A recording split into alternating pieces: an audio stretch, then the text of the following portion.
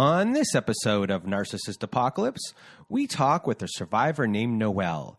And Noelle was in a 7-year toxic relationship with a physically abusive narcissist. It's a story of constant blaming, jealousy, belief systems, guilt, and using religious beliefs to pull the wool over everyone's eyes.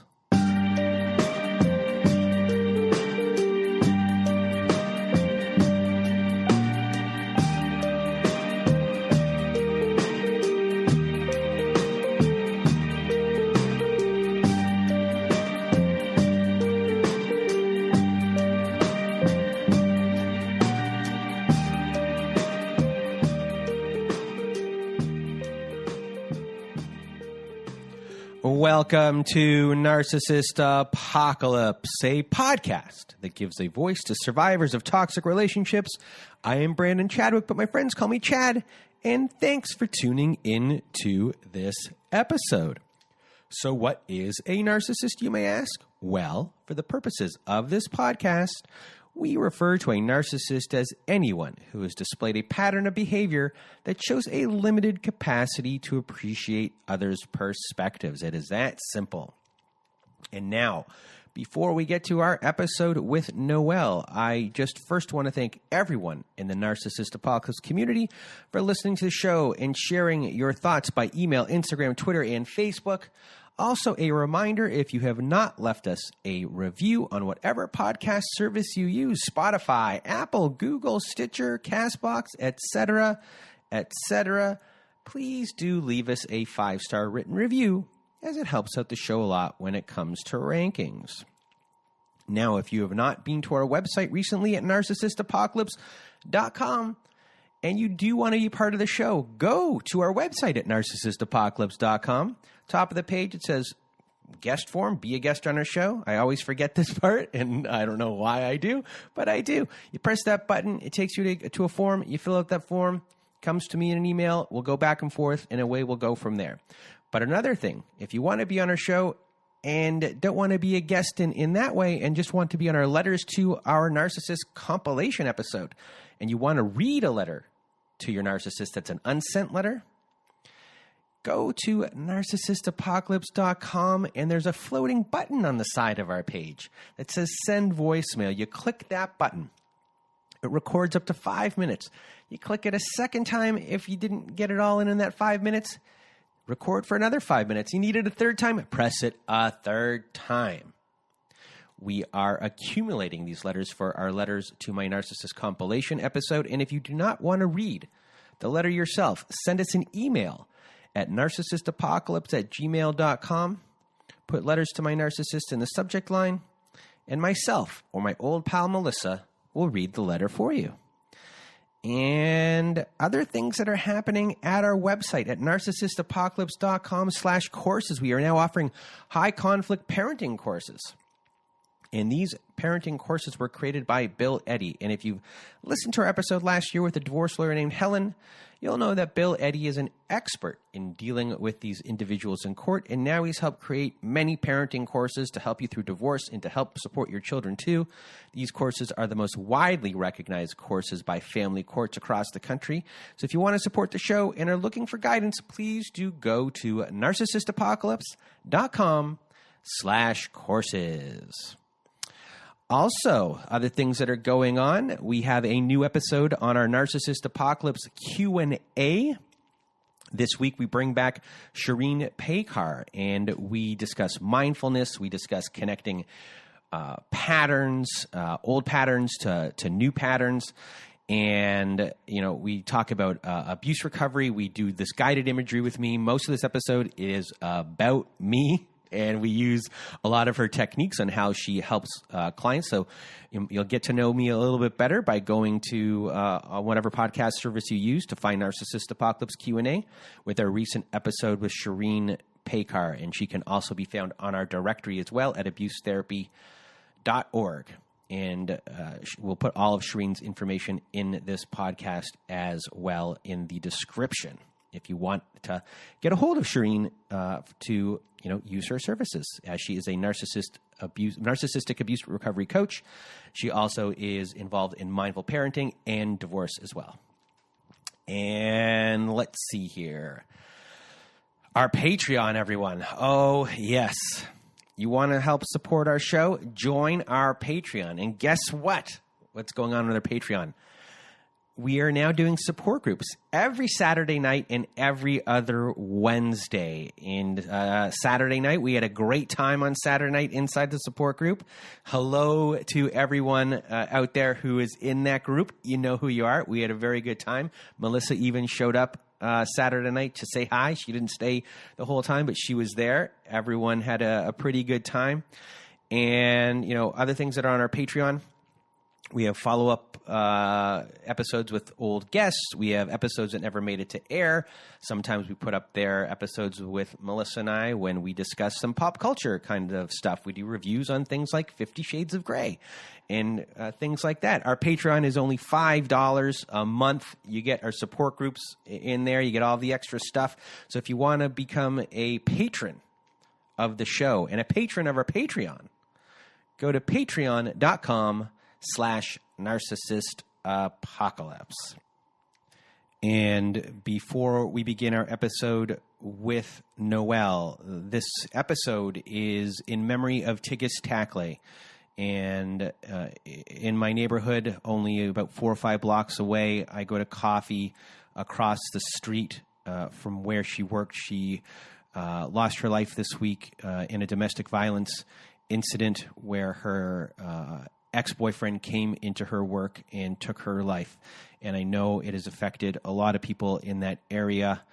And, you know, we want to keep her memory alive. So, you know, today's episode is in her memory. So with me saying that, thank you for everyone listening here today. A lot of this episode has to do with domestic violence. It's a really interesting episode with Noelle, and Noelle has made it to the other side, and I know in the future she's going to be an advocate for religious communities and women there as well. So I just want to, from the bottom of my heart, thank Noelle for being part of this show, this episode, and I'm going to get out of my way and your way, everyone. This is my episode, conversation, interview with Noelle. Welcome to Narcissist Apocalypse, everyone. With me today, I have Noelle. How are you? I am doing well, thank you. How are you? I'm doing pretty good. I'm on my 3rd cup of coffee today, and it's pretty early in the day. You're the same as me? Oh, yeah. Coffee all the time, all day, every day. All right. So I'm really, it's unfortunate that you're here, but I'm excited to hear your story because, you know, I read a little bit of the background and I know you're going to help a lot of people. So thank you from the bottom of my heart for being here, Noelle. And now I'm going to get out of my way. You. Oh, you're welcome. And now I'm going to get out of my way and your way, Noelle. The floor is now yours. Okay, well, thank you so much for having me. I'm really excited to share my story. I'll just start by saying that I never thought that this would be me. I never thought I would be in a position where I was telling my story of being a survivor of any sort of abuse. I always grew up thinking, like, fairy tales are real and romance novels are real. Like, it can happen to anyone, you know, and I thought that that's what happened to me, that I had found my happily ever after, but as it turns out, that was not the case.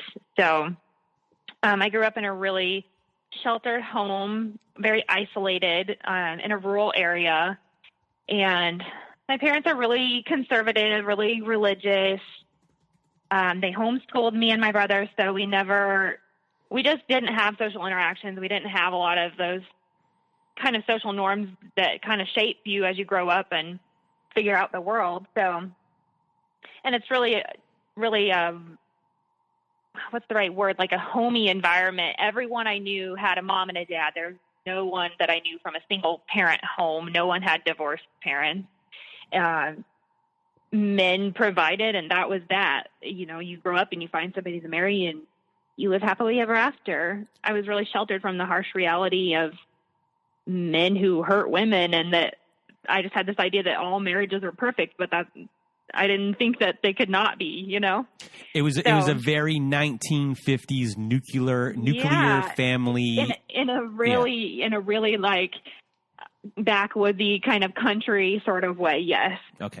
But also my parents weren't very affectionate. I never really saw them portray that in front of me. So I didn't have an idea of what that would look like. I never once even saw them kiss on the lips. Like they were just really, really conservative. So that gives you kind of an idea. So I just grew up thinking that my main goal was to get married and be a wife and a mom. I never dated anyone in high school. So I just had really low self-esteem. I struggled with eating disorder tendencies, just thinking like, what does it take, you know, for a guy to notice me? Like I never really even had a conversation with a boy, you know. I left home and I thought I would just find this person and I would marry him and then that would be that. So all that to say, I ended up going away to college about 6 hours away so I could have some space, kind of spread my wings and fly. And I was really excited for that, and it needed to happen. I was very naive. And I had a couple of dating relationships early on. They didn't really go anywhere. But I'm grateful for them. They had helped me to kind of grow and to develop a little bit of self-esteem and self-ideology, I guess, just to know who I was and what I wanted out of life. And at the point I was 22, this would have been in the summer of 2012, I started kind of dabbling in online dating. I was like, oh, what the heck? I'll give it a try. I was getting really discouraged because literally everyone I knew had a boyfriend or was engaged or already married or having children. It seemed that they were all just getting on with their lives and they were happy and things were working for them. And I'm thinking, what's wrong with me? Where's my person? You know, like maybe I'm just too weird. Maybe I'm too broken. I don't know. And so I gave up and tried the online dating. That didn't work. I met a lot of really sketchy characters and for whatever reason, I always followed through on my gut. If I didn't feel right about them, that I would just cut all ties, and that was that. I would move on. So I'd kind of given up. It was July of 2012, and I said, what will be will be. I'm done trying. I'm just going to live my life and go on, be free. And then literally the next day, I meet this guy at work. I was waiting tables at the time, and he came across as overly confident, overly arrogant, just that he knew everything about everything, what was going on. He walked in like he owned the place. And I thought he'd been sent there by corporate to kind of check up on us because they would do that often, kind of quality control or whatever. And so I thought that's how he came across, was that just kind of a boss, you know? So I didn't want anything to do with him. I avoided him. I never spoke to him at all. Pretty much this whole entire month goes by and he's like always there, always lurking, always trying to talk to me. And I would just ignore him. So finally one night where he was bartending and I was standing at the bar, it was really slow. And I was trying to watch the Summer Olympics because it was on and I wanted to watch. I just remember that, and he kept trying to talk to me and I wouldn't make eye contact with him. There was something about him that just felt so off to my spirit. Like I couldn't go there with him. I couldn't even look at him. And he was asking me where I was from, and I was kind of half-heartedly just answering his questions, you know. And then I would never say the name of where I was from because it's a really small town in the middle of nowhere in Kansas. But he said, oh, where at? He kind of pressed further, and I said the name of the town, and he said, no way, I know someone from there, which perked up my attention. And so I finally look at him, make eye contact, and I feel like that was the moment. I mean, in that instant, it's like seared in my brain, the look in his eye that he got me, he'd hooked me, he knew, and like he was just looking for an in, and that was it. For whatever reason, that's what got my attention, you know? Mm-hmm. So he starts talking, and he tells me, and I'll mention this now because it comes up later in the story, he knows a girl from this town, and he had talked to her briefly, I guess, online or something in the past. He told me it was all in the past. So I was like, okay, well, that's really weird. And so then he's like, let me get your number. So he gets my number, and I didn't think he would call. I, for whatever reason, didn't think that he would call me. Obviously, looking back, of course he was going to call me. So he calls me the next day, less than 12 hours later. He's on the phone with me, and he's just coming across, laying it on so smooth and so strong. He's like, oh, so I need to just tell you, I need to be upfront. I need you to know all about me. I'm going through divorce. I have a child. I'm here just kind of starting over in my life. My dad lives close by to here, and I'm staying with my dad right now. So he came across as being just so honest and open, telling me everything, so there were no secrets, and I loved that. I thought that was good. I thought that was a good quality, So, and then he starts saying right then and there on the phone, he's like, I think you'd be a really good mother. I know my daughter needs someone like you, and I've been praying for somebody like you. But my ex is so crazy. And he would talk for hours about how crazy his ex was and how everything went wrong and how it was all her fault. And I just was like, oh my gosh, yeah, she sounds awful. Like just going along with it, and got suckered right in. And so then he's telling me all these things that he felt. He was a very religious person, and he would just get on the phone and talk for hours and never let me get a word in edgewise. And I distinctly remember being so frustrated, thinking, I can't stand this guy. He only talks about himself. He barely asks me any questions. I thought he had a nice voice on the phone.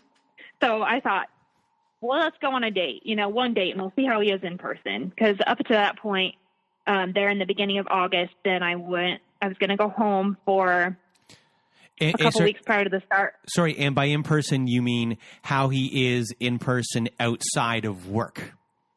Outside of work and outside of a phone conversation, because he would call me and we'd have these phone conversations. But I'm like, we've never sat across the table from each other and like had a normal conversation about life, We haven't had a date. So when you said the word that he said, which was praying, at that point, before you even go on the date, that he's a God-fearing man, and he is also playing up family, and your belief system of family is in place here.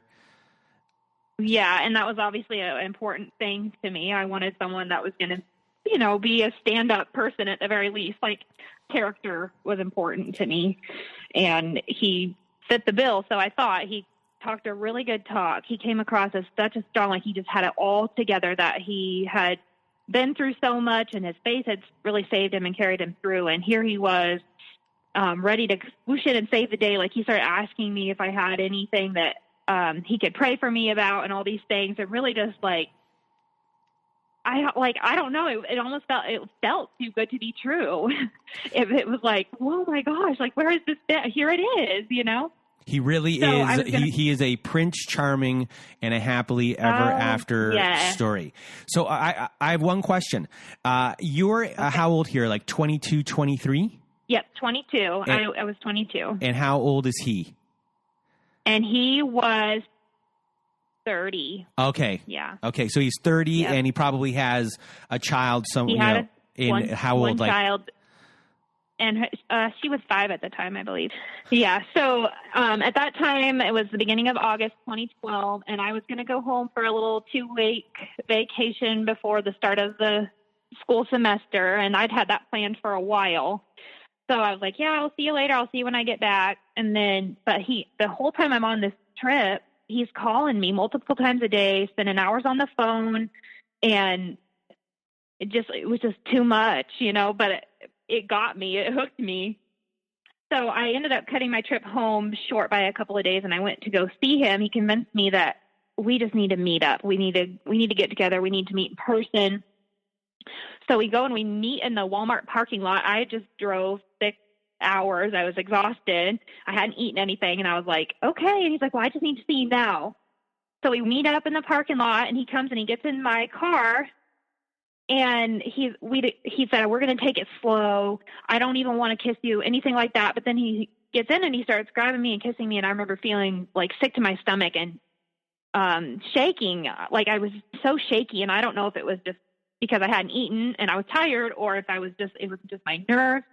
And I was like, he looked at me and he said, oh, you must really like me. And then he looks up and he sees this car parked right close by to us. And it has a specialty license plate on the front that says my name, and it said, for you. And he said, look, there's a sign. You're meant to be. It's meant to be. I'm going to marry you.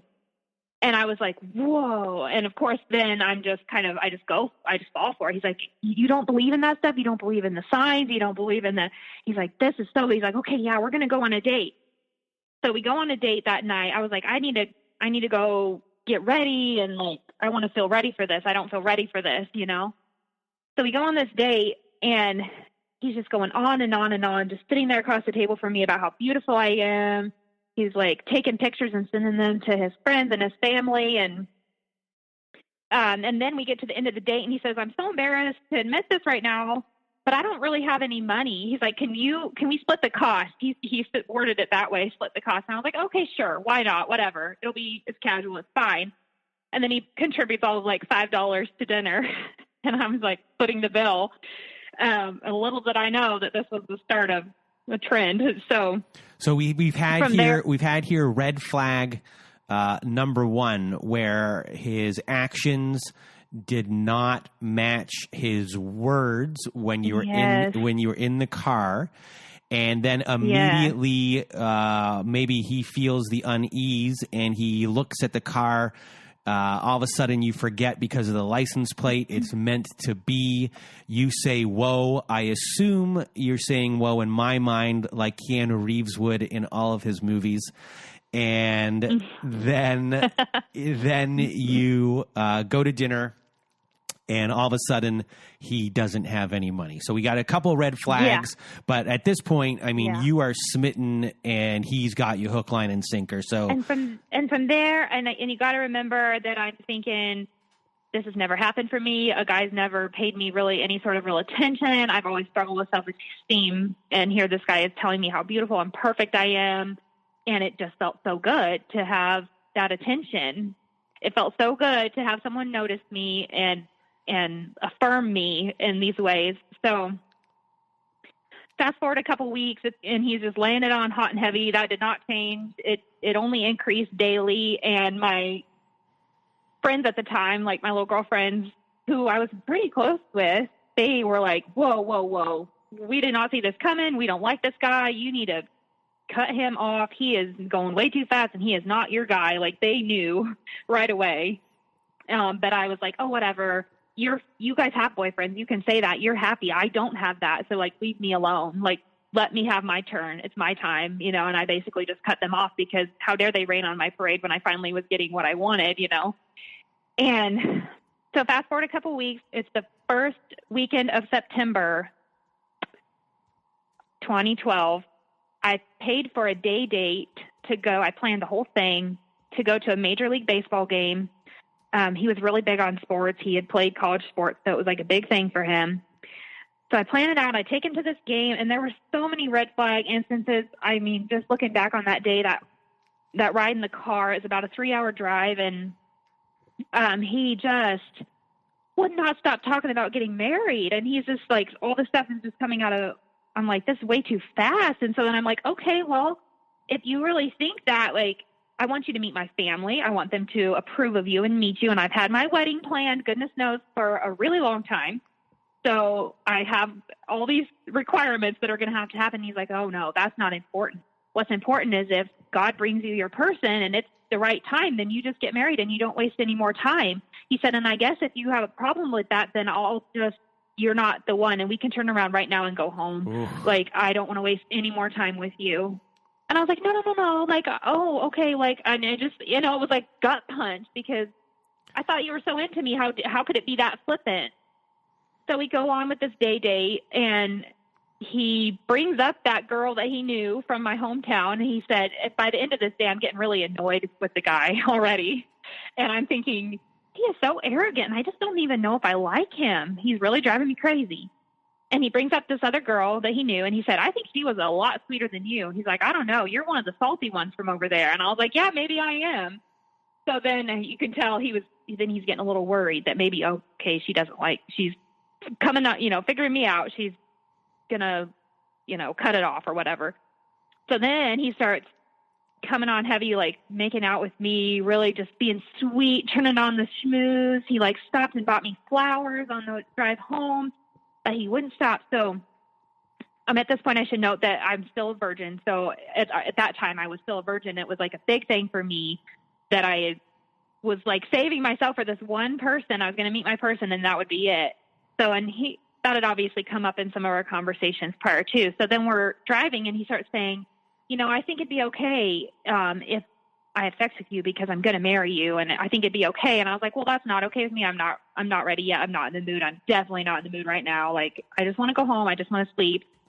But no, he was like bound and determined and he didn't stop. And like, one thing led to another, and we ended up sleeping together that night. And I was like mortified because it was nothing I ever thought it would be. It was not fun for me at all. I didn't feel like I consented at all. And I just went with it because I thought this must just be the way it is. Like, this must be normal. Like, I don't know. I didn't have anything to compare it to. So I just was going with it, But over the next couple of weeks, he really started, he was like, we're going to pick a date. We're going to get married. We're going to go buy rings.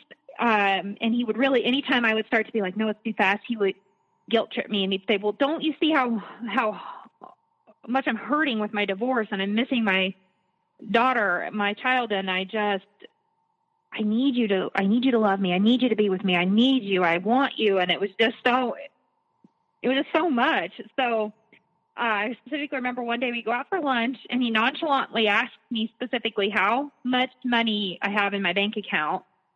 And just mind you, I'm working 2 jobs. I'm going to college full time, but I was very like, I'm going to take care of myself, kind of independent, so I'm paying my way through school, working 2 jobs but I never spent any money. So, and I think he had been kind of noticing that and he wanted to know. So he asked me and I just blindly tell him, he said, well, I need you to pay this bill for me because I don't have enough money. But it's going to be fine because we're going to be together anyways. And so then, it's going to be a joint bank account because that's how we're supposed to do it. That's like the godly way to do it and all this stuff. And I was like, oh, okay. I just blindly went along with it, So before you continue, I just want to really point out here to a lot of people and you have no frame of reference. You're a very, it seems like you're a very trusting person. You have no concept at all that someone like this exists. Have never thought, that I would never have thought someone was capable of such bullshit, like that they would really use someone in every possible way, shape, and form. Like, he was looking back, it's so crystal clear, but it was just like, he was like, oh, I'll take that, and I'll take that, and I'll take that, and that just works perfectly for me, and that fixes all my problems. And like, I was his supply, like right then and there, and I was just perfect for the job because I didn't have any reason to say no. I didn't have any point of reference to say you're crazy. Mm-hmm. So, this is September. By October 3rd of that year, he's like, we're picking the date. He picked that date. He demanded that I set it up. I find out how to get a marriage license. I do all of the things. And at that time, then his divorce was final by all of like a few days, mind you. And he said, okay, but it's fine because it's final now. So then we go and we get married at the courthouse, and I have only been officially / unofficially dating him for 2 months.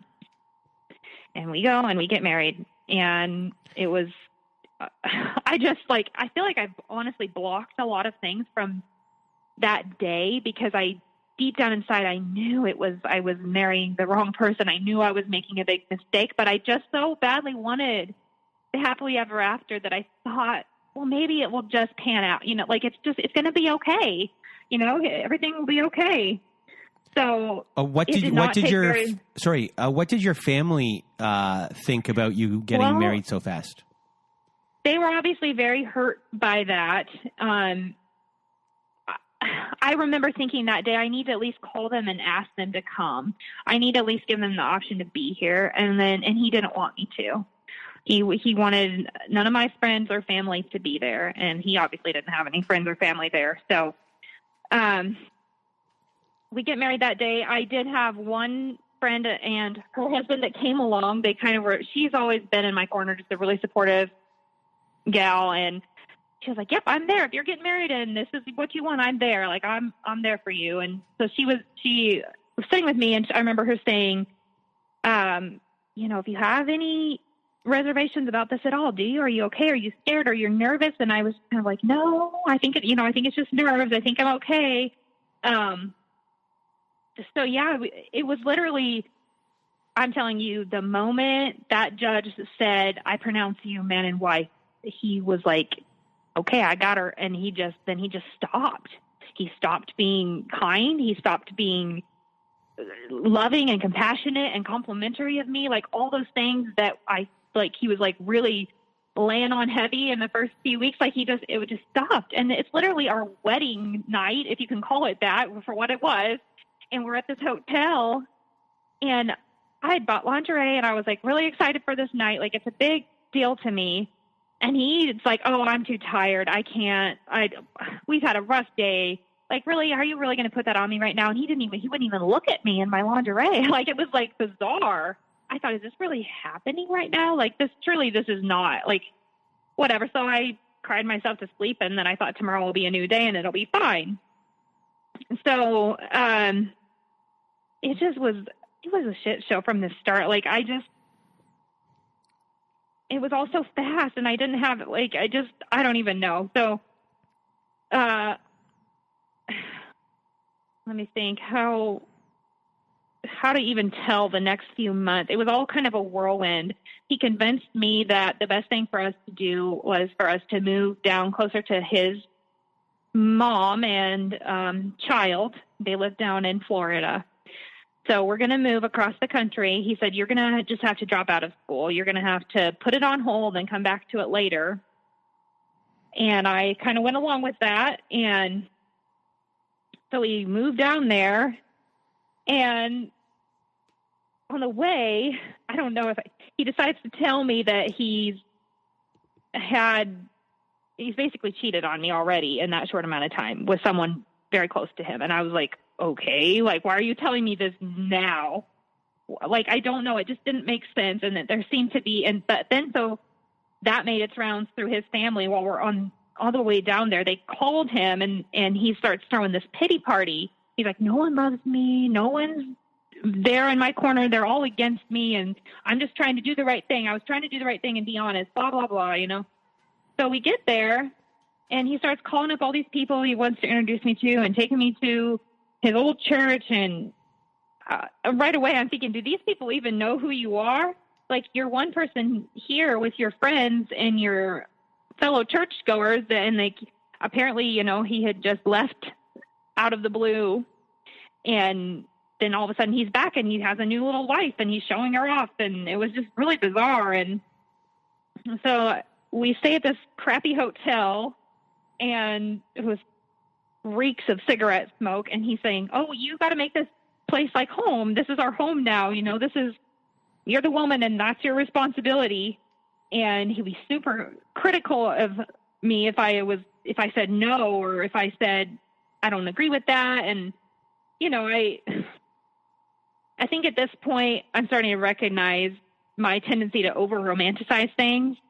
And I really kind of would use that as my coping mechanism. Like, I'm just like such a, you know, glass half full kind of, everything is always going to be okay.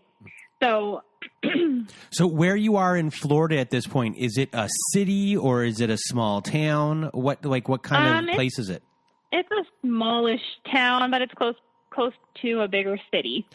So you show up to this smallish town, even though it's near a big city. You're staying in a hotel. You're being introduced to people who are wondering probably, you know, this guy went away. He's now come back. You're with him. This is my wife. Did you get a sense that everyone that you were meeting was looking at you funny? Like, does she know what he's really like? A little bit. Like, maybe they were kind of like, oh, like they felt sorry for me. Like, they had no idea. Because he had no idea. Yeah, in my mind, it's like, okay, this person's, you know, I could be wrong, but this person's exhausted all of his options here. Everyone knows him here. Pretty much. He has to go far away to outrun his reputation. Yeah. Yes, that's a good way to put it. So, It's November. Okay. So November of 2012, right after my birthday, he says, well, this isn't working out. Let's head back to the Midwest. So we've been there for 3 weeks, give or take. And he's like, oh, this isn't going to work. Let's go back. And I had just gone out and got a job because somebody's got to work and pay the bills. And it really wasn't going to be him. He had no interest in that. He thought he was going to sit there and, magically God was going to pay for his hotel room every week and that, whatever. And I'm like, I can't do this. I don't know who this person is. And I don't know how he's survived to this point, but I'm going to go get a job. And so I did, but I worked all of 2 days and then he's saying we're going to leave. So we pack everything back up in the car and we head back to the Midwest. And then we go to stay at my parents, which was so awkward, let me tell you, because they obviously hate him and they're mad at him and they're mad and hurt at me and how everything had happened. And everything is in jeopardy. Everything is in shambles. And I'm like, how did I get to this place? Because I said yes to this person that I should never have married. And here, how did I wreck everything up so bad? But let me tell you, it never once crossed my mind that I could have said then I made a mistake and I want help and I want to get out now. That was not in my vocabulary. Divorce was not something you do. You made a choice, you stick it out, you made your bed, you sleep in it. I'm in this for the long haul and I'm going to make the best of it. So I'm at that point where it was Thanksgiving, it's the holidays. And he's saying, why don't we go back to where we met, the city where we were working and where we'd met and all of that. So we drive back over there. We're going to get jobs. We're going to get an apartment. We're going to live there. We're going to pick up our life. I'm going to go back to school, but come to find out everything is messed up with my school because of having dropped classes and all this stuff. And it's just this. And then I'm like, how do we fix it? I was like, don't you care? He didn't care. It meant nothing to him. And I'm like, I have put in a lot of time and effort and invested so much in this. And I'm one semester away from my bachelor's degree and he didn't care. It meant not, he was like, whatever, you can finish it later. Don't worry about it. You need to get a job. And that's that. So, that's what I'm doing. I'm working and he did get a job. He couldn't keep a job. And let me tell you, this was the first of where I started becoming aware that he couldn't keep a job because he was always pissing everyone off and just always causing drama. And I was just mind blown. And I remember one time I said to him, well, the only common denominator in all these jobs is you. I think everybody does, maybe you're the problem. Have you thought about that? And boy, he did not like that. So in those first few months of marriage, he was extremely jealous. The jealousy really started to come out and I'd gotten a new job at waiting tables again. And so he would come and sit at the bar or sit in a corner booth, on a Friday, Saturday night when it was really busy and just watch me all night long. Cause he was so convinced that I was cheating on him or talking even so much as speaking or looking at another male. It was so over the top. And I just remember it was already an argument and I would be mind blown. I'm like, you're the only one I even talked to. I would never even think of such a thing then. And why would he accuse me of that? To me, that was a foreign concept. And I thought, you really don't know me at all because I'm the most faithful, loyal. Once I commit to something, I'm in, and so around this time, spring of 2013, he starts saying, I have anxiety, I have depression, I have all these problems, I need to get some help, I need to get on some medicine. And then this started what would become a trend of him always finding a new church to go to and really quickly getting in with leadership at these churches. He would lie to them. And so he could get into a good position, whether it be some sort of leadership or being on the worship team or helping out with youth ministry or something. And he would try to take over and be the hero. He shows up, he meets these people at this new church, and within a matter of weeks, he's already trying to be their boss and their hero and their leader. And I just kind of would smile and go along with it. And then he would get so upset with me. We'd go home and he'd be like, you're not a very good wife. You're not very supportive of me. You're sitting there looking at me like I'm full of shit. And these people, they need a leader. They need somebody to help them. And he would just guilt trip me. It was just bizarre, For one second, for me, I'm not a churchgoer. So can you just explain to me what it is to be a leader at church and what that responsibility is? So just someone who's like, for all intents and purposes, really in tune with God and really got their life together, really like good at reading their Bible and praying and going to show up every Sunday and shake hands and, like just being there and being like one of the leaders of the church. So is someone also that other people can come to if they have a problem that you're like that people look up to. Okay. Yeah. Okay. Somebody that's like the hero.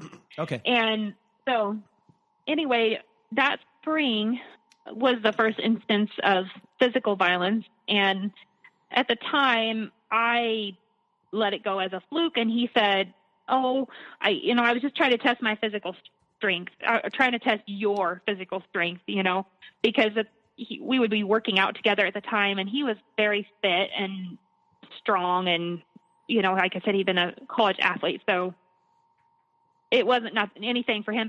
And I'm not like, I grew up on a farm, so I'm not like a weak girl, and I'm a little taller, but it scared me because I couldn't fight him when that happened that day. And I just thought, this isn't supposed to happen. You're not supposed to put your hands on me and hurt me. And I couldn't get away. And it was that terror. I'll never remember that feeling of terror that he was going to hurt me. And he took a vow to protect me, and he was doing the opposite. It was so bizarre. So like I said, I just kind of let it go as a fluke, but over that summer, he really learned my weaknesses. He knew how to play me so well, mentally and emotionally, like either way, good or bad. I started to just feel like it didn't matter what I said or what I did. It was going to be wrong. He would ask me to do one thing and I would do that thing. But then literally the next day he was like, no, that's not how you're supposed to do that. And I was like, you just asked me to do it that way. And now I'm doing it the way you asked. And all of a sudden that's not good enough. And it was it was mundane thing to the most big thing. And he was always right about everything. And there was no telling him otherwise. Like, it could be if I said, I like this kind of bread, this is my favorite bread for a sandwich, it would be World War III because I told him he was wrong about his favorite kind of bread. And I was like, I never said that. I felt like I was crazy. I was like, I'm losing my mind. So he's just like, gaslighting. Really he's gaslighting you left, right, and center about anything. And there is the term that I had never heard before, but I Googled it one time. And I thought, oh my gosh, that's what he's doing to me. And I just had this sick feeling in the pit of my stomach. I was like, that's happening to me. Like, I just remember, like, who can I tell? Like, I've got to tell somebody about this. Like, this isn't okay. This isn't normal. So, I remember just being so angry because while I was naive, clearly, I was not a pushover. I wasn't a weak person. And I passed on many people who could have been potential, spouses, but I passed because like my gut told me no. But then all of a sudden the one I took a chance on, like he had to be such a dud. I was like, what in the world? Why did I do this to myself? And so did you feel embarrassed at all about that? Or I was so embarrassed because like, look at how quickly we'd gotten married and look how, I excluded everyone, my family, my friends. No, it was just, then all of a sudden it's just me and him all the time. No sort of community. I mean, the only community we would have was when we would go to these new churches where he's trying to impress people and trying to be the hero and a leader. But then right away, if there was any time where I would start getting close to someone or start having a friend, he would sabotage those relationships. Like instantly, he would find out, he would either add them on social media or have me give them their phone number or something so he could talk to them. And then he'd start saying things about how is not dependable. She's crazy. You don't want to be her friend. She's really broken. And he'd do this behind the scenes. And I found out about it later on. And I remember being so hurt and so angry. I'm like, why? Like, well, what is your point? Like, you really want me to just be all alone and isolated? And well, yes, he did actually. So, he would frequently borrow money from my family. As time went by, I couldn't keep a job, like I said. So then he's borrowing money from them, and we would make the drive over to, quote unquote, see them, come visit them. but it was just so he could ask for money. And then he got in to their good graces, by, I'm really trying so hard to take care of your daughter and to make a good life for her. And I'm just really struggling with my anxiety and my depression, and I just can't find a good job. All of my bosses are crazy, yada, yada, yada. It was always someone else's fault. So it was just ridiculous. I remember that summer my brother got married, and we came to their wedding, and he was trying to be all helpful and heroic and so nice to them. But then he wouldn't go to the reception with me, and he wouldn't go to the dance with me. And I was like begging him, and I really wanted to. Like, that was, an important event for me and for my family. He wanted nothing to do with it. He said he had a headache, and he went to lay in the car, and he got so angry with me and accused me of not loving him because I had chose my family over him, quote unquote, because I chose to go into the reception and just sit in the car with him while he had a headache. And then he said, you don't love me and we're not going to work out, and I want a divorce. And I'm like, okay, great, let's do it. Like, I'm already done. Like, I'm over it. But I couldn't say that. I was like, well, I think we should work on it. I think we should just give it some time. You'll be okay. You'll feel better tomorrow. So around this time, I would say I started to feel really objectified. Like, I felt like I didn't matter to him unless he could use me for entertainment, for sex, for money, for praise and adoration. Like, those were the only things he wanted from me. It was just unreal. Like, I felt like I didn't matter to him. The only thing that mattered was him being happy. So and then this is early on enough in a marriage, you would think that things would still be pretty good in terms of like sex and being happy and kind of figuring each other out. But no, he was already complaining that I was so boring. It was so awful. He said, you just act like it's an act or a chore. And he's like, and then he would start comparing it to his exes or whatever, just to try to get to me, to get what he wanted, I guess. It was all just a game to him. So I got pregnant with my first child in May of 2014. At this point, he's on job number 5 in a year and a half of marriage. There's a big blur in my mind around this time. I just was kind of going through the motions. I was working 2 jobs then at that time and pregnant, and he's barely working. And I remember my first daughter's birth in January of 2015, and I remember feeling more alone than ever. And I thought, this can't be what life is going to be like. I just felt so hopeless, and he wouldn't let me invite friends to come visit her. He didn't want my family to come see her. And then when they did, he complained that they didn't bring a nice enough gift. He was just really critical of them. He was critical of everyone behind their back. To their face, he would be so, so nice. And they just sucked it up. And around this time, he really started, like, social media, I would say around that time was really when it really started taking off, at least in my world. So he was obsessed with taking pictures to put on social media, pictures of him, pictures of me, pictures of our daughter. But he would be really critical of me. He's like, why you got to ruin my picture like that? Like, you blink, or you look funny, or you look weird, or your smile's off. And he'd sit there and take like 100 pictures and just comb over them until he found the one. Because in his mind, he looked perfect in all of them, but I was messing them up. So he'd pick them out. He'd put them on Facebook, with a really nice caption. And everyone thought we were this happy little family, happy young family. They literally had no clue. And I look back at those pictures, and all I can see in my eyes is like terror and fear and sadness. And I'm like, that poor girl, she just has no idea. And she's just going along for the ride. And he's just having the time of his life, doing whatever he wants with no one to tell him no. So, but with the birth of our daughter, it really brought up a lot of things. I think he said, she's healing me as I miss my daughter from my other marriage and I don't get to see her anymore. But at this point, I really started questioning myself about everything because I was always wrong.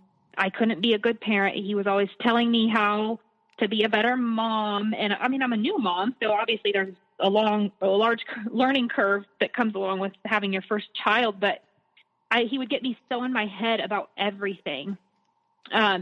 He would coach me. He would coach me on how to apologize to him for making him upset or for hurting his feelings. And then being the good wife that I was like, oh, okay, I'll try that. I'll make you happy. I so badly just wanted him to be happy. I wanted it to work. And so I would do these elaborate apologies that he would ask of me, and then they would be wrong. And I'd be like, but I did exactly what you asked. He'd say, no, that's not what I said. And he would just change it all the time. He was constantly flipping the script, changing the narrative to just to see me scramble. I truly believe he just was for his entertainment. That's how it felt anyway. I felt that I just was like a pawn. So he would project onto me these things, always saying, like, his reality. I think that was kind of the thing before with the cheating thing. I was cheating. So then he would say that, oh, you struggle so much with anxiety and fear, and you're so controlling. It has to be your way. And I'm like, what are you talking about? I literally always default to you because I just want you to be happy. I don't want you to be angry. So then at this time, it's really gone to the point of put downs, name calling, names and words that I just never, ever thought a quote unquote godly man would say to his wife. And I'd be like, do these people at our church know that you speak to me this way? I said, do you think they'd be okay with that? Like, I was just mind blown. He said, I don't give a fuck. It doesn't matter. It's my home. I can do what I want. So around this time was the first time that he started smoking marijuana. And he also started drinking alcohol. Not a lot, though. He would always do it just enough to, like, make himself feel better, I think. But he obviously didn't want anyone to know about that because he was projecting, oh, I'm like a saint. I don't do anything wrong. And he'd press me to do it. And I always refused because I was very uncomfortable with it. Just for myself, it wasn't something I wanted to do. And I said, finally, I remember one time I gave in and I took one of those edible things with him. And it was only a matter of hours before he started using that against me. He said, how dare you use that drug while you're a mother and you're caring for your child? And I thought, just you were all but begging me to do it with you. And then all of a sudden I'm the bad guy. Like, it didn't even make sense. So I got pregnant again right away with my son, my second child, and he was born in May of 2016. And a few weeks after that, literally, little baby was all of 6 weeks old.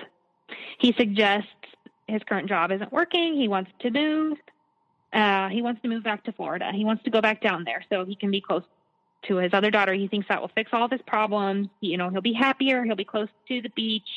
It's his happy place. So that's where we're going to go. And the baby's all of 6 weeks old now. And then my first daughter was 1.5 years old. So I had 2 itty bitty kids under the age of 2. Mm-hmm. We literally stuffed all of our belongings into the car. We drive across the country. It was awful. We had to stop all the time. To feed the baby, and the baby's crying. Everybody's unhappy. But we're driving 2 different cars, and he's just on the phone with me the whole time, on speakerphone. And I'm like, you're right in front of me. We don't need to be on the phone. But he just had to have me in his palm all the time. So whenever I remember thinking during this move, and I was really distraught because I'm like, this isn't the way I pictured my life going. And are we ever going to be successful? Are we ever going to own a home? Are you ever going to have a good job? Are we ever going to have anything to build our future? And he said, you're not special. You're not a princess. You don't think that people go through way harder shit than this? And he would give me a bad time and telling me I was so ungrateful and so entitled and all these things. And I'm like, I'm not asking for anything special. I'm asking for normal, for you to be responsible and to take care of your children, to be the man that you say that you are, that everyone thinks that you are. But at home, I'm getting this completely different person. So we're going to make this move. He did not want me to tell my family. He said, they don't love you anyway. They're not going to miss you. Just making me feel so low about this, that this was my only option, was to do what he wanted me to do. So we go down there and we stay with his mom and stepdad for 4 months, and it was awful. I remember not only having those little babies, but being in their space. Mm-hmm. And because, so far with you, with what's kind of going on, you are pushing back, you are fighting back, but he still knows, even though you push back in spots, he still knows exactly what buttons to get you to stop and to kind of melt you when he knows exactly what to push to get you to feel. He found out early on that I have such a soft spot for flowers. Like, all he had to do was buy me flowers, and I'd be like, "Oh, look how pretty!" And I was, I'm a sap. It was easy for him, or buy me the perfect Hallmark card, and then all of a sudden the mean words didn't matter. It's like they went away.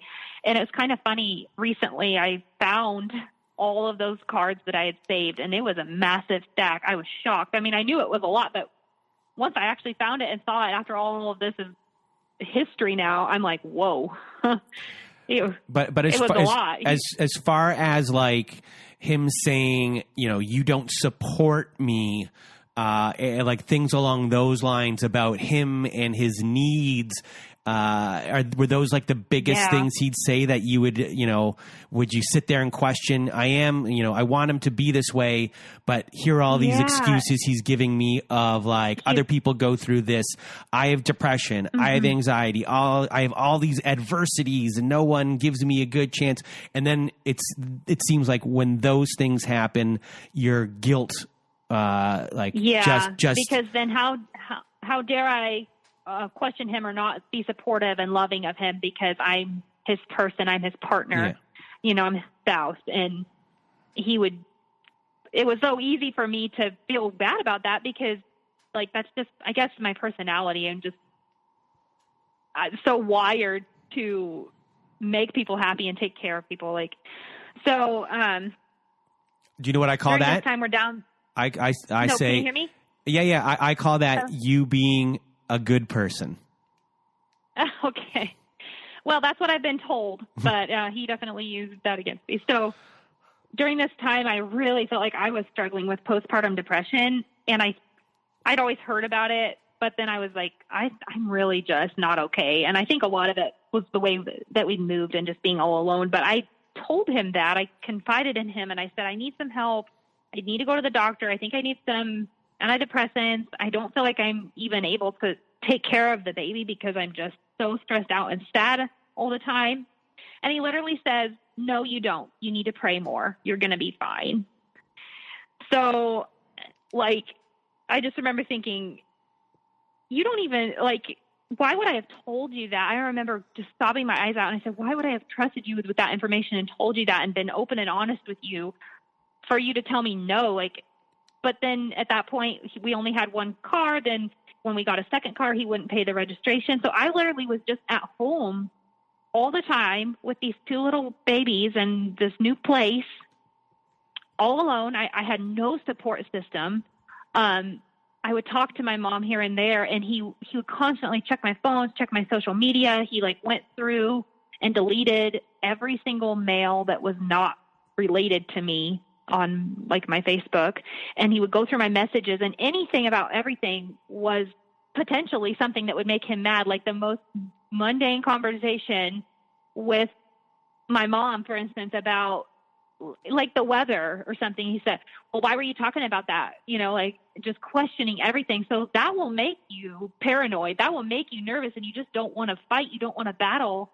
So then you're avoiding that altogether. So I would constantly just delete my messages. I never had any saved on my phone because I just didn't want to hear it. I didn't want to deal with it. And I remember him saying that, like, I know you're cheating on me because you're always deleting your messages. And I'm like, no, I'm not, but I'm not going to argue with you about it because you're going to be right either way. Whatever I say is wrong. So I just was like, oh, it doesn't matter. I just remember he would never apologize for anything. He forgot my birthday that year, and I was pretty upset about it. And then he caused the biggest argument and just raged on me. He wouldn't speak to me for a solid 2 days. And that was the first time that I experienced the silent treatment. And I thought, there is no way. I've heard of people doing this, but 2 whole days, like, this is crazy. And he was the one who forgot my birthday, and how dare I be upset or hurt by that? You know, I was the bad guy because I made him feel bad for forgetting my birthday. Like, it just didn't even make sense. No. Well, fast forward to December of that year, 2016, and I found out I was pregnant again. And I didn't tell him for a while because I was absolutely mortified. Let me tell you, I was about to have 3 babies under the age of 3. I'm with this cat who can't keep a job, and he's not supporting me. He's not loving me. I'm not happy. I'm not healthy. It was just, I didn't want to be in that position, and I was so scared. And when I finally told him, he laughed, and he said, well, that's just what you get. Fill in the expletive. It was just, I just was mortified. Like, I was like, who is this guy? Well, we found out she was another girl, and he was pretty upset about that. He wanted another boy. He didn't want another daughter because that would have been daughter number 3 for him, including his prior child from his prior marriage. So it was just, that really started the talk of, well, I'm not happy here in Florida, and I think we better go back to the Midwest again because you're going to need the support of your family, is how he would say it. He said, you are so incompetent. You're not fit to be a mother. You need help. You need to be closer to your family so they can help you to take care of your 3 kids. And I'm like, okay, let's go. Like, I don't want to be the one to make the decision because I know you're going to hold it against me and you're not going to be happy there. We already tried that. You said you wanted to come here so you could be closer to your daughter. You know, everything would be perfect in your world then and you'd be happy. But in reality, he was angrier than ever. He was drinking all the time. At this time, for the first time, since we'd gotten married, he had a decent job. He was making really good money, and it was like out of nowhere. And I'm thinking, okay, well, maybe, you know, if he's making good money, at least like it'll be okay. Like he can take care of his children at least. But it wasn't enough. And he was so stressed out and anxious and angry all of the time. And then this is when the physical stuff really started. He would just be really physically violent with me and breaking things that belonged to me just because I would disagree with him. So I thought, he's really broken. Nothing is right and nothing will ever be right. You know, I don't know what to do. And I started Googling, you know, abusive relationships. Like, am I in an abusive relationship? ? Like, this really can't be happening to me. I didn't want to believe the very obvious that I already knew. You know, I just was like in disbelief and shock, and I still refused to talk about divorce, but he would drop that all the time. He would say, I want a divorce.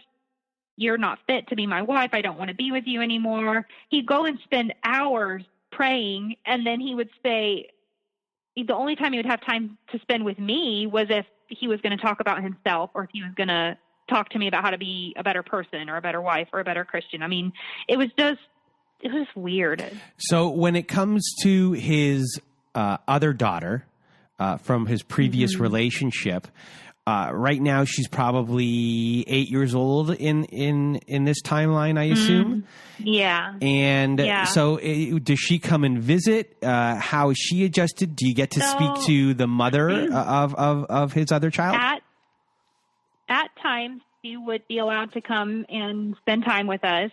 Although it wasn't court ordered anything like that because he didn't have any parenting time. He was supposed to pay child support. He didn't pay any child support to her, but she was like, okay, you know, she was still in constant contact with him to some extent, like texting or calling, and it was off again, on again. They'd shout and scream and yell at each other on the phone, and it was just bizarre.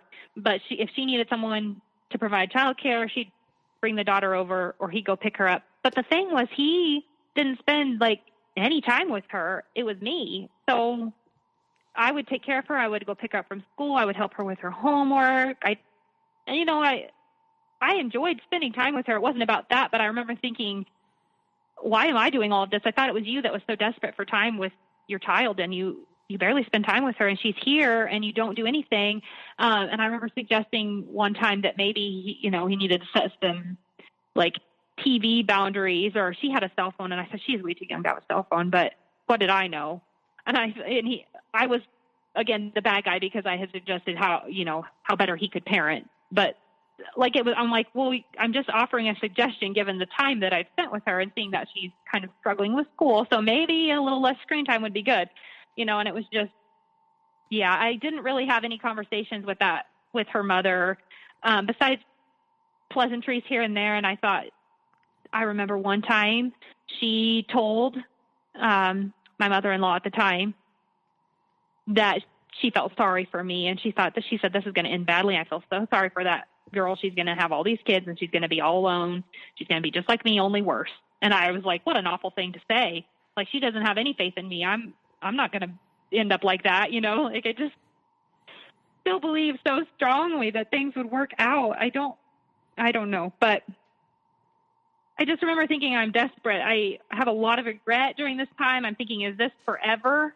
Am I always going to be this unhappy and this lonely? Like, surely not. I was just over it and kind of feel like at this time the resignation set in. Like, I'm in a struggling marriage. Nobody knows it. He's so paranoid that I'm going to let that slip to someone. He would constantly break my phone or hurt me. So in June of 2017, so we've been married at this point for 4.5 years. We hadn't seen my family at all since we'd moved back down there after the birth of our son. And we took a road trip to visit my family in Kansas. And he was so hateful to me that whole time in the car, just screaming and yelling and raging on me. I mean, just over the dumbest things. But now the kids are getting old enough to where they're aware of it and they don't like it and they're crying. And he would tell them, oh, shut up. You don't cry over that. I'm talking to your mom. You shut up. But they're babies, they're little still.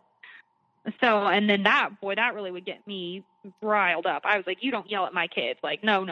Like, that was, at that point, that's when I was like, okay, like, you can say whatever you want to me. You can do whatever you want to me, but they are young and they're innocent, and don't you dare break them. Don't you dare hurt them. So, apparently while we were visiting family, he said something to them about us moving back to be closer to them. And I didn't know about that. They started questioning me about it. And I said, I don't know anything about that. So we're literally in the car heading back from our road trip, and he hadn't told me this, but prior to us leaving, he had quit his job. The good job that he had finally kind of gotten a good job, he quit. He had quit before we moved, and he had lied to me about it. So we're spending all this money to take this road trip, and I'm like, we're going to go back home, and there's going to be no money coming in, and we're back to that again. We're not going to be able to pay our rent. And at this time, I still wasn't working, and I thought, this is just not going to work. Like, what are we going to do? What's your plan? And he starts saying, why don't you just stay here with your family? I'll go back and pack up our stuff and I'll come back. And I remember thinking, no, because I want my stuff. And I already know good and well that if I don't go back and get my stuff myself, I'll never see it again. So I want my belongings. I want the kids' belongings. So I didn't say it in that manner to him, but I presented it sweetly as, no, let's go back together. Let's make this decision together. If we're going to move, we need to really think about it. We need to pray about it, right? It's got to be. So I would just kind of put it off a little bit.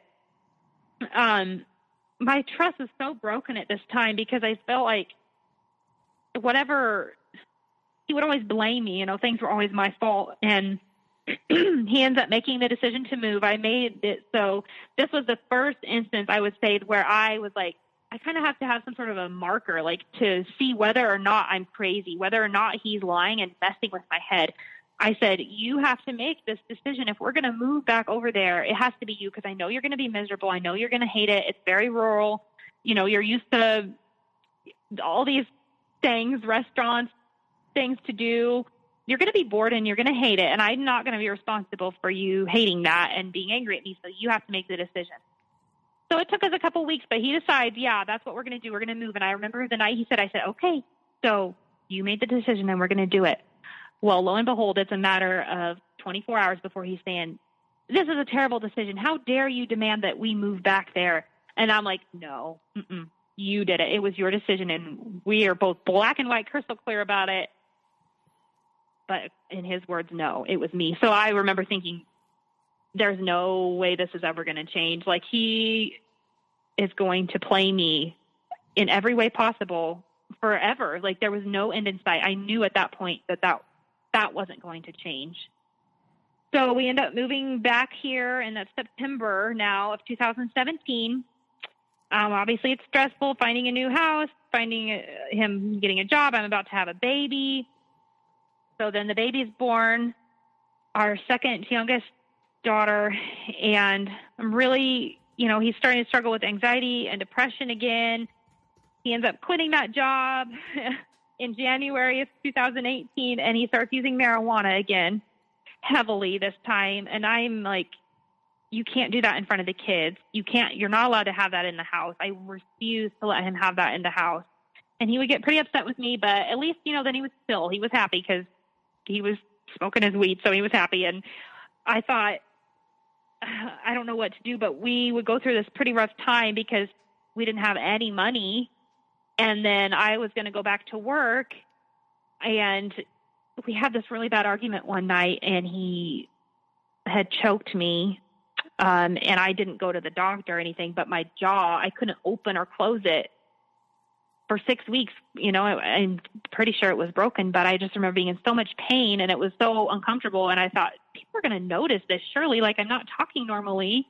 I can't eat normally. Like, someone's going to notice. And my mom knew. So at this point, she started to really, she obviously was not, she was aware for a long time, but the physical part, I don't think she knew until she really started seeing bruises and stuff. And he would always be so careful to do it where it wouldn't show, to where like I couldn't ever call for help, that these bruises aren't going to be visible.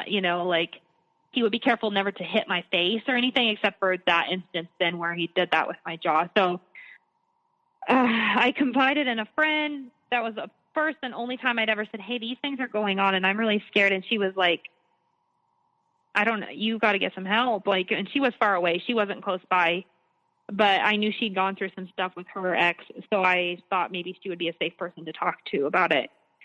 So then that Easter of 2018, we'd had a pretty bad argument, but in my mind, it was all settled down. Everything was fine.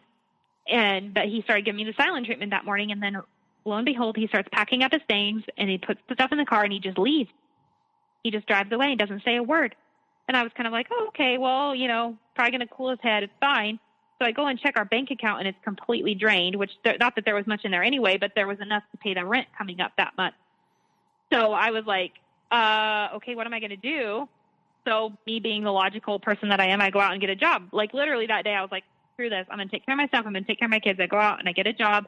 I get my family on board with it. And they're like, you're better off. This is better. I'm sorry that this is happening, but you need to be grateful that he's gone. And so they're going to come help me pack up our stuff and we're going to move. And then that's going to be it. And I remember them specifically telling me, don't you dare let him talk his way back in. But guess what I did? He used marriage counseling as leverage, and he agreed to go as long as we went with our pastor at the time. I made him call and set it up. So he comes back. He's like, oh, I'm sorry. I never meant to leave you, but, look what you did. You're so quick to wreck our family. Like, you're just going to pack up and be done with me? Like, just like that? And I'm like, no, that's what you did. I'm just kind of trying to make the best of it and, like, move on. So I don't know. But we go to this one session. We literally go to one session of marriage counseling, which, by the way, I've brought up over the years prior when everything has been running amok. I've brought it up and asked if we could please go, but he would say, no, we don't need that. We're strong Christians. We can do this on our own. Like, if you would just take my advice and do what I say, then we wouldn't have these problems. But we go and we sit down with this pastor, and I laid it all out there. I'm, bright-eyed and bushy-tailed and overly optimistic, and I told him everything that had happened, and I told him the physical stuff. I laid every single detail on the line. And, of course, he was like, well, that's not okay, and that's not okay, and you can't do that. And he said, if you're not safe, you guys need to separate until she can be safe in the home, until the kids are safe in the home. And he kind of, in the session, he agrees to this, and he's really calm and like, oh, I'm so sorry. I'm so heartbroken. I don't know how I could have ever done this to hurt my family. Well, then the moment we leave the session, we get in the car, we're driving back home, and he starts raging on me, just yelling, cussing, name calling. It's all my fault, et cetera, et cetera. I remember when we got home, we pulled up to the house and my mom was there with the kids, and she pulled me aside and she said, are you safe? And I didn't know what to do. I just looked at her and I couldn't lie, but I didn't want to admit it. And I just said, the kids are safe, because up to that point, he hadn't done anything to the kids. So, at this point I went back to school I went and got my CNA license so that I could get a decent little job. And I started working at night. I didn't feel like he was safe or fit to care for the children, especially given the marijuana usage. I didn't want him to be in sole care of them. I couldn't trust him. I didn't trust him. So I would go and I would work at night, and I would come home and I would sleep for a couple hours until he would get up and go to work. And then I would just kind of nap throughout the morning with the kids. I didn't trust him. I didn't like him. I was starting to feel like I don't even love this guy. I can't even look at him. You know, I can't take him seriously. And he's on my case about respecting him and being a good wife. And I'm like, you're not wrong. I don't respect you. I don't respect you at all. I can't stand the sight of you, but I'm married to you, and I'm not going to just throw this away or refuse to be a statistic. And like, you agreed that we would go to marriage counseling. So when are we going to go again? But that was a no. He said that was never going to happen again. How dare I humiliate him like that and tell that pastor everything? So we were never going to go. You know, it was something we would never speak of again. And I said, okay. So, that at the end of that summer, 2018, he was drinking pretty heavily one night, and he almost ran over our son out in the yard. And of course, I got very upset, and I panicked, and I freaked out. And he said, you know, how dare you disrespect me in front of my children? And he shoved me into the other room against a bookcase, and I broke the bookcase with my body when I fell on it. And then he had a history over the years of throwing water in my face. Anytime if we get in an argument, he would just throw a glass of water, like literally in my face, to shut me up, or like just to put me in my place. He would ask me like to hold him accountable. And then if I ever did, he would say that because he's like, well, you're my partner. You're the person who's supposed to hold me accountable, and you're supposed to help me be a better person. That's what I'm trying to do. I'm trying to help you be a better person. You're supposed to do the same for me. But I knew that wasn't true. And he would say those things. But if I ever dared to bring something to him and be like, hey, can you work on this? Or could we be better in this area? I mean, he would just flip shit. And it was like, then that's when he would get physically violent with me. So that was kind of an instance of that where, you know, I supposedly did what he asked me to do. And I was like, just a friendly suggestion. How about you don't drink and drive the car when the kids are in the yard? Like, that's a bad idea. So anyway, this happened. And then I'm going to fast forward a little bit. In May of 2019, which isn't that long ago now. That's so crazy how it all just honestly feels like a blur, where I was just kind of in and out of chaos all the time with this guy. And I found out I was pregnant again in May of 2019.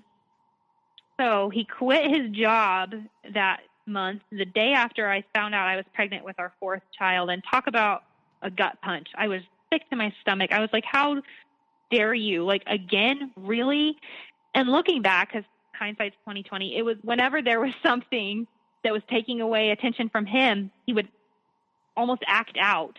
It was like he had to do something to get the focus back on him. So here I am telling him I'm pregnant again, and he's upset because now I'm going to be distracted again with something else. So for whatever reason, I was really sick with that pregnancy. So that summer, he's not working. I'm really, really sick, but I'm still working. I picked up extra hours at work to make ends meet. So I'm working full time, sick as a dog. And I remember coming home one summer, and he's literally just laying in bed all day, every day, smoking weed, miserable, depressed, barely lift a finger to take care of the kids. Besides, you know, he would do these grand gestures with them, like go out and buy them a lot of toys or take them to get ice cream or something, but he wouldn't spend time with them. You know, he couldn't be bothered to sit down and read with them or play with them on the floor. But if I did those things, he would get jealous of me. And like, he was so upset. He'd say, you run this house like it's preschool. Like, what about me? What, like, don't I matter? And I'm like, yeah, but I have these children, like they're my world and I'm going to take care of them. I'm not going to give them a bad childhood just because you're unhappy with me. Like, it was just bizarre.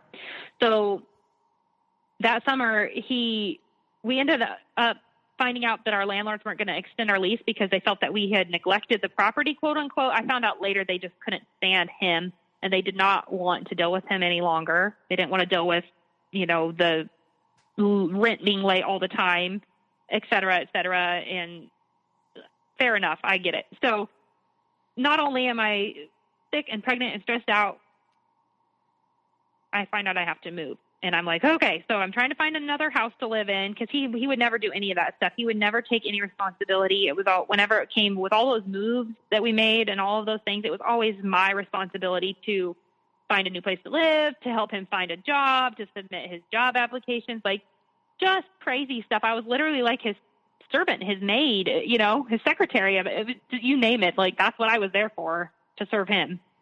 So I rarely interrupt anyone during the story to make a comment about their partner, but I dislike him so much for you. Good, me too. And I'm sure everyone else is thinking it right now, and I rarely do this. But that's how much, you know, you telling the story got me to say this, because I want to hurt him myself sitting on this side. Well, I just wanted you to know that. The fact that, thank you for being on my side. No, the landlord, the one that didn't want to renew our lease because of him, he literally pulled me aside and told me that one time. He said, I just want to punch this guy in the face for you. I am so sorry. He's like, I'm appalled. He's like, I would never, ever have believed or imagined, and I am so sorry that you are going through this. Like, he knew. He was an older gentleman, he and his wife, and they knew. They were so kind. I just remember being like, I felt like I'd let them down, and I was disappointed that I had let them down. You know, and I thought, and he told me my ex would say, it's your fault because you haven't been taking care of the house, you haven't been taking care of the yard or the property. And I'm like, hello, I have been so sick with this pregnancy. Like, no joke. I would be on the couch throwing up every single day.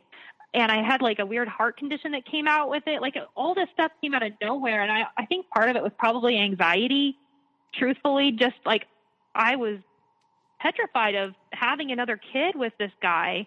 And I didn't know what my future was going to look like. And it was just too much. My body was like freaking out. Like, we can't be doing this again, you know?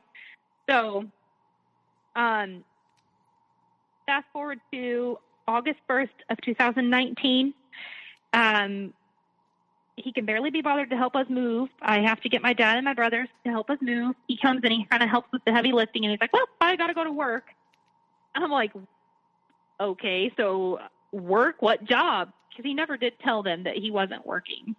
He like made it so that, I have to add this note about, in the beginning of my story, I talked about the girl that he knew from my hometown. So at this time, we had gone to this church a couple times in my hometown where this girl lived. And she's married now, has her own family.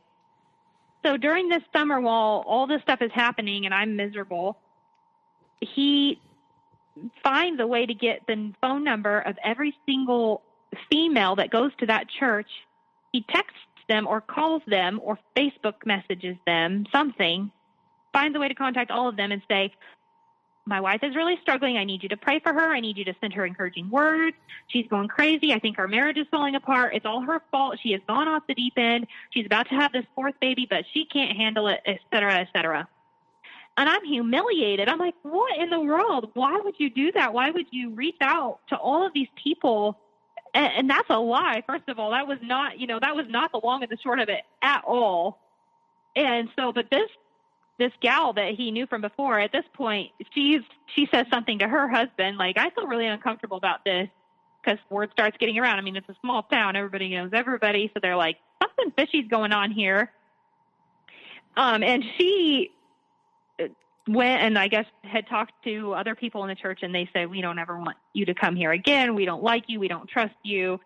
But that was all my fault, if you ask him. It was just a bizarre incident. I just bring it up because it's so weird how that all ended up coming back around to that person that he said was nicer than me. And then she like made all this drama because she felt uncomfortable with him. Mm-hmm. But so this is all of, a little over a year ago, October of 2019, when I found out that fourth child was another girl. He went downhill big time. He downward spiraled. The weed use started up again like crazy. I mean, I'm talking, he's just blazing high all day, every day. He's completely absent with the kids, except for, like I said, random grand gestures with them. And at this time he is working. He starts making a little bit of money. He's doing okay. So then every weekend, he's like, let's go for fun. Let's go do something fun. So he goes and he'll take us on these little weekend trips and spend all this money because he's making money all of a sudden. And he'd take all these pictures and post them on social media. And everybody's like, commenting, he lived for those comments and those likes on those pictures. And he said, look at this. I'm such a good dad. I'm taking care of my kids. They're so blessed. Everybody's happy. And I'm just like, oh my gosh, like when is the hammer going to fall? Because it's only a matter of time. At this point, I already know and recognize the pattern. So he's very upset about this baby being another girl. Last Christmas, so about a year ago at this time, he just starts being hateful and awful with my family. But I'm really trying hard. Like, let me tell you, I'm still working at night, but I make him dinner every night. I always have the house cleaned. His laundry is done. Like, I'm really trying hard. I don't know what else to do. Like, I've literally done everything, and he's just not happy. So in January of this year, 2020, we'd had a pretty bad argument, and I kind of told him enough is enough. Like, this year something's got to give. And little did I know what was about to happen. But so that month, I'm 9 months pregnant, and he did the whole choking, smothering, hurting me thing again. This time the kids saw it. They witnessed that. He pushed me down and broke our dog crate by me falling on it. And I was so scared that, something was going to happen to the baby. So I go to the doctor, make sure everything's okay with the baby. There were no bruises that showed. And I remember thinking, this is it. He said, you know what? I think you want me to hurt you so you can call for help and so you can be done with me. And I remember thinking, you are not wrong. I just wish one time something would happen that I could actually call for help. So this happened. I still can't call for help. I knew in my pit of my stomach that I could not call for help. If there wasn't anything visible, they wouldn't remove him from the scene. Because of the front that he puts up, such a good, smooth talker. I knew it. I just knew in my gut that they wouldn't take him away, and then I'd be left with him, and he would kill me. He would be that angry that I blew his cover like that and called the police on him in front of his kids, and that would be the end. He would kill me. So I lived with that fear and anxiety, like, all day, every day, and I was a mess. And I remember then my daughter was born in February of this year, my youngest, and the night that I went into labor with her, my mom was there. It was a snowy night, so I'd had her come to stay with the kids. I thought she was, I was going to have the baby soon. And sure enough, so he's high as a kite, passed out in bed, and I honestly didn't care anymore because at least then he would be happy and he'd be nice, So I was like, whatever, that's fine. But she couldn't wake him up, and I'm like, at this point, I need to go to the hospital. My water's broke. It's my fourth baby. Like, she's coming in a hurry. Like, we need to go. But she couldn't barely wake him up, so he comes finally to take me to the hospital, and he's like, moaning and groaning about how he doesn't feel good, and it made it all about him. After the time that she was born, he held her all of maybe 4 times. I'm not even joking you. He wanted nothing to do with that baby. He was so upset by her. He's like, well, I guess you're your mom's new favorite person, and it made a joke about it, but he posted on social media the pictures of him holding her every single time, and everybody said, oh, what a cute family, you're such a blessed man, look at this. They all believe it. And so then fast forward to March, the baby is 6 weeks old to the day. He gets really upset at me after an argument because I called him controlling. How dare I call him controlling? He comes up the stairs. He gets very physically violent with me in the kitchen, and my leg gets broken. And I knew it instantly. I've never had a broken bone diagnosed. I think I had my jaw broken that time before. But I just instantly knew that it was broken. I never felt that pain, but I knew. I thought, this is it. This is my out. I just remember something coming over me like cold as steel. I was like, that is the end. I was like, that is the straw that broke the camel's back. And I just looked at him. And so then he picks me up and he literally body slams me onto the floor, and it broke my cheekbone. And he's laying on top of me just screaming and yelling and like pinning me down, trying to choke me. And the kids saw this, and I remember I could just see them and I could hear them screaming and crying. And I said, get off of me. My leg is broken. You have to get off. So I knew I couldn't call the cops right away. I knew he would just break my phone. A matter of time passes. I ended up sending a text to my mother, and I said, please come. Don't come in. Call 911. Don't come in until I say come in. So this whole time this happens, and then he's sitting there raging on me in the kitchen, just going on and on. He's like, how dare you? How could you do that? And he was equally like making a mockery of me and saying like, what did you do? Slip and fall? That's not a fucking broken leg. It's a sprained ankle. I'm like, no, it's not. And I just let him. I just sat there and I just kind of let him. I just looked at him. And the way I imagine it, it's almost like I'm watching a movie. The way I see myself and him just sitting there, just looking down on me, just going off with spewing such hate, like ugly words. And I remember thinking, it's just like set a timer until the police I am done. This is my ticket to freedom. And I remember being equally happy and terrified. And obviously there was a lot of adrenaline because the pain of the broken leg. And I'm just sitting there and waiting for the police to come.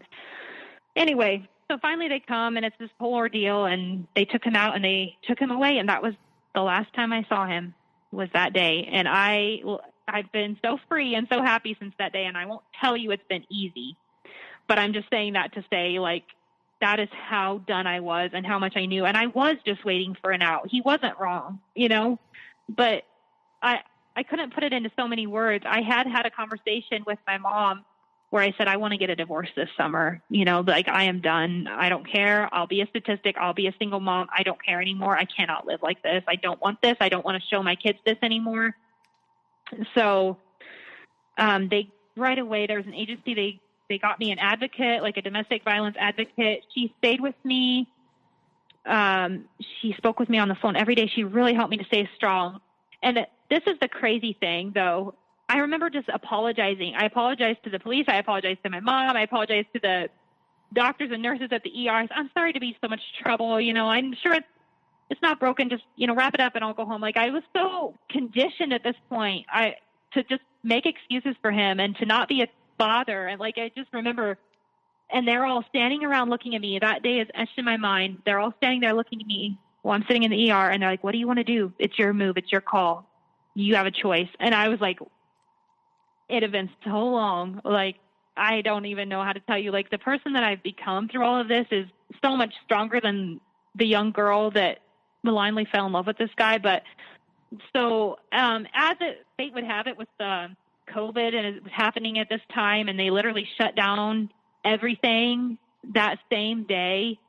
So for whatever reason, the charges weren't filed right away. But when they finally were, a couple months later, the district attorney here in the state, or in my town at the time, she calls me up and she says, have you ever heard of narcissism? This guy's a textbook narcissist. And I said, I guess maybe a couple other people have mentioned that to me before, but no. Like, how crazy am I? I remember in the early years, he had said something about that. Well, my ex-wife called me a narcissist once, but I'm not that. I've cured that. I've done the work, and I've cured that. And I've prayed, and God's healed me of narcissism. And I remember, so then this lady tells me, and I Google it, and I read about narcissistic personality disorder, and I'm reading the bullet points there. I'm like, this guy checks every single one. Oh my gosh, I didn't even know. And so then throughout that, I found your podcast. I found support groups. I started going to therapy. I obviously had a lot of time to sit and think with a broken leg. And I'm grateful for it, in all honesty, because it gave me so much time to just really decompress and to figure everything out and to heal. I'm not where I want to be yet by any means, but I'm just so grateful that I've been able to be free and to go on this journey of discovering like what happened and what went wrong and who he was and how he was and who and how I am, kind of understanding better what happened and why it happened, and going forward, like not ignoring red flags for one, but just to never question my worth ever again, and to never let anyone define that for me, especially someone who's mistreating me. I mean, not out of the question. So you're here, you're talking to me now. It's been, I guess, 8 months, something like that since. Yes. So yes. Almost to the day. As far as where did you ever have any fear that he'd just show up again? Yeah, that was a big concern. I got a protection order right away. I moved out of our house within a matter of days. I had help. We packed it up. I notified the landlord, and I said, I'm not going to repeat what happened, back in 2018 when I had my chance to be free and I didn't take it. I was not about to let that happen again. So I had that protection order in place. I filed for divorce right away. I had my advocate, like I said, she was such a godsend, really, really helping me to understand everything and just stay strong. And my family, I obviously needed help with the kids. I couldn't care for them, let alone myself and my broken leg. So I had surgery on my leg, and all this stuff is happening. He, I guess, had left the state. I haven't seen or heard. I mean, he did break that protection order, obviously, multiple times, indirectly, not directly, but indirectly through phone calls, texts, emails, and every single one of those is a strike against him. But he, like, as I found out about narcissism and looking at how they try to hoover you back in, he would do that big time. But as time has gone by, and I've saved every single one of those messages I ever got, so I can look back and I can see it, it just makes my skin crawl. Like, it is textbook the way he was trying to suck me back in and the things he tried to suck me back in with. So anyway, long story short, I mean, it's done now. The divorce is final. He didn't show up. He hasn't showed up. He hasn't paid a dime of child support, which I mean, I should have known. I should have seen how this all played out with his ex, you know, his quote unquote crazy ex. He apparently had told everyone in the town where we were living here that, you know, I'd ran off with another man and gotten pregnant again already. I'm like, that's ridiculous. First of all, just had a baby in February and that's not happening. So, yeah. So how are you dealing with your day-to-day as far as shame or guilt go? Have you been able to really come to terms with what's happened and understand that, you know, you have been conditioned in that time to, is that been a big thing? Did it take you a while, or was that kind of quick? You know, I think it did take a couple months. I'll be honest with you. I think the first couple months were pretty rough. And like I said, I'm really grateful for that time that I had to really sit and focus on it. I couldn't run off and get a job and work. I just had to sit and heal my leg. And I was forced to just be present in my feelings and learn about this stuff. And I was so codependent and conditioned. I mean, that's a long time to be married with someone, especially how it happened so quickly in the beginning to where we were just married right away. You know, it wasn't like a long engagement or a long dating history or anything. It was just, I was just married to this man for however many years.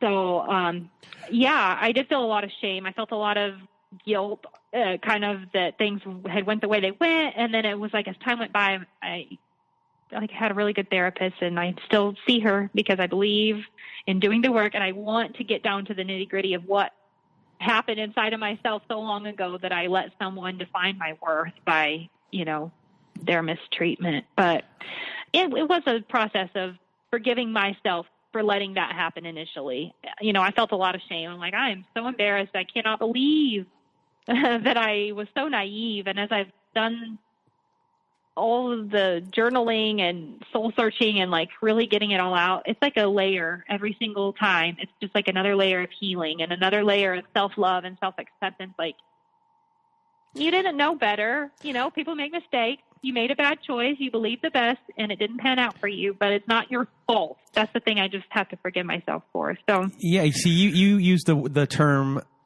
forgive yourself. I've sat here and listened to your story now from beginning to end, and what you went through from the beginning of who you were as a person and not knowing that these people existed, trust, your belief system of what a marriage should be. And it's amazing, you know, I've heard so many stories that it's amazing how one little belief can dictate how someone acts or the length that they'll go to protect that belief of what they've believed their whole entire life. And, you know, and then, you know, once that belief system was in there for you, it made you stay maybe a little bit longer. And it was within that time that he really dug into you.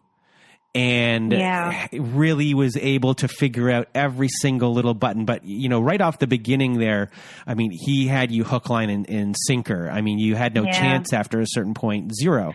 And, you know, when you say I had to forgive myself, I don't see any forgiveness needed. I mean, this guy was just to a certain level. I mean, probably around year 4, I'm sitting here and thinking to myself, you started out, as this person, and year 4, you're at a bottom of a well.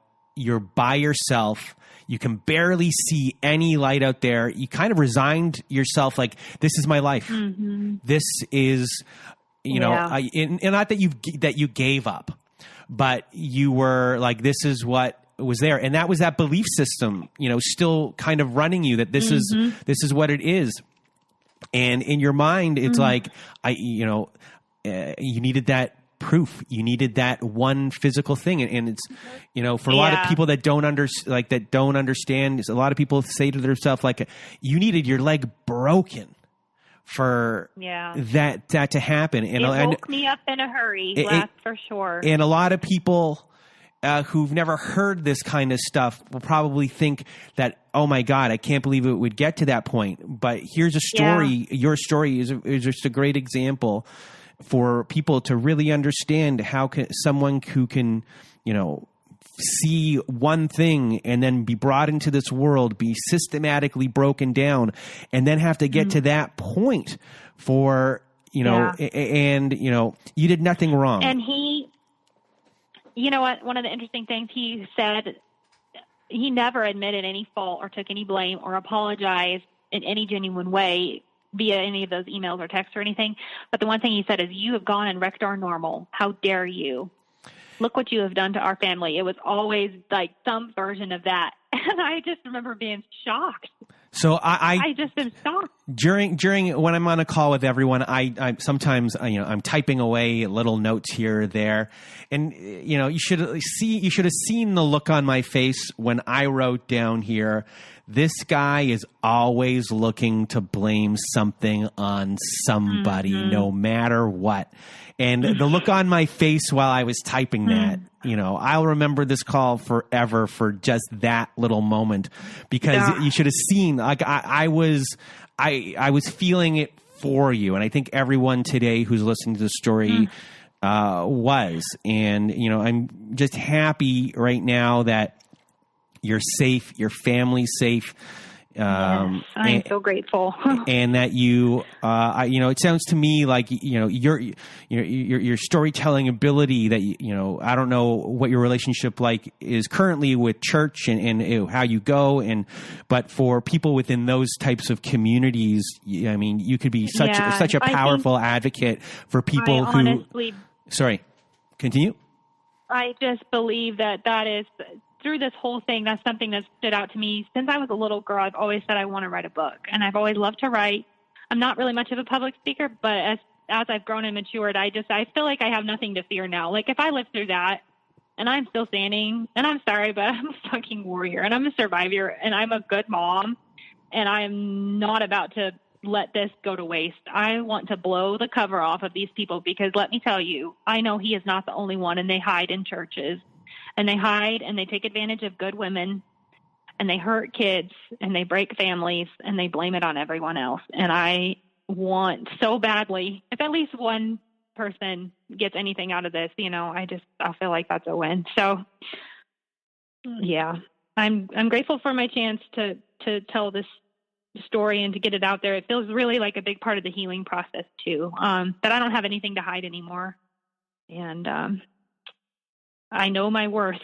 So, Noelle, before we end off today's show, what are your words of wisdom or advice for everyone else out there who's going through the same thing? Well, first of all, if you're in any sort of position where you're maybe dating someone like this or considering dating someone, and they noticed red flags or things that don't sit right with you, trust your gut and go with your intuition. It is not wrong. And you don't want to look back and regret and think that, well, maybe these red flags will change. No, they probably won't. If it's too good to be true, it probably is.